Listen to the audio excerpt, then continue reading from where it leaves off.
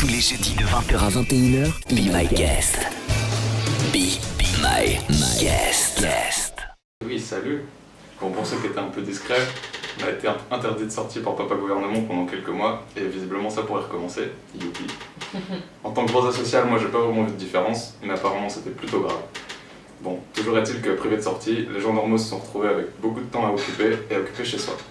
Les plus chanceux auront pu bricoler ou jardiner à la maison, tandis que d'autres se sont réfugiés dans la lecture ou encore dans les soirées jeux de société en famille. Mais force est de constater que ce qui a vraiment fonctionné, c'est Internet. En effet, 40% de la population affirme avoir plus utilisé les réseaux sociaux pendant le confinement. Et ça monte même à plus de 50% pour les 16-24 ans, les millennials, comme les boomers aiment les appeler. En tout cas, dans cette chronique, si vous aimez les chiffres, vous allez être servi. Ce qu'on remarque en premier, en regardant les données, c'est que le smartphone a totalement remplacé l'ordinateur, puisqu'il représente 9 connexions sur 10. Et ce chiffre est même resté stable pendant le confinement, donc on peut en déduire que les télétravailleurs ont utilisé leur téléphone chez eux, et pas plus leur ordi du coup. Ce qui a explosé par contre, ce sont les réseaux sociaux. Les gens y ont passé beaucoup plus de temps. Dans le top des applications, on retrouve l'entreprise Facebook toujours, avec Facebook, WhatsApp, Messenger et Instagram. Facebook qui a recensé 2,5 milliards d'utilisateurs actifs pendant le confinement. Ça fait beaucoup. On trouve également YouTube et Snapchat. Mais le plus intéressant, ce sont les applications qui ont explosé grâce au Covid, qui n'étaient pas là avant.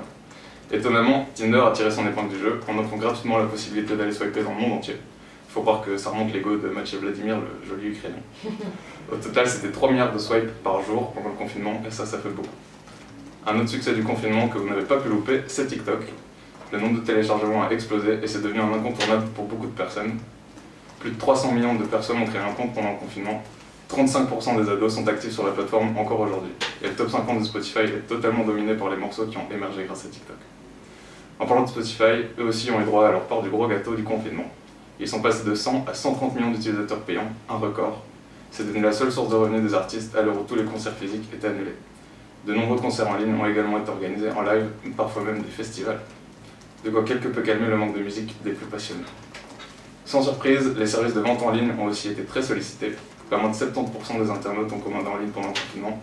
Et ce sont les produits alimentaires et de première nécessité qui font le plus grand bond avec 230% d'augmentation par rapport à la même période de l'année précédente.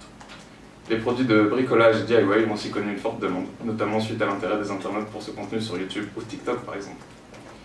Les derniers qui se sont gavés pendant le confinement sont les services de vidéoconférence. Outre ceux déjà largement utilisés comme Messenger ou WhatsApp, des petits nouveaux ont fait une entrée fracassante, principalement grâce au monde du travail et de l'éducation. Ainsi, Zoom a doublé son chiffre d'affaires en facturant ses services aux entreprises. Teams de Microsoft a également explosé grâce à son intégration à la suite Office et ses partenariats avec de nombreuses universités, comme notre bonne vieille UCL. Alors après cette avalanche de chiffres, je sais pas trop quoi penser de tout ça, chacun se fera son propre avis, mais ce qui est sûr c'est qu'au final ce sont encore les géants des GAFAM qui s'en sont foutus plein les fouilles.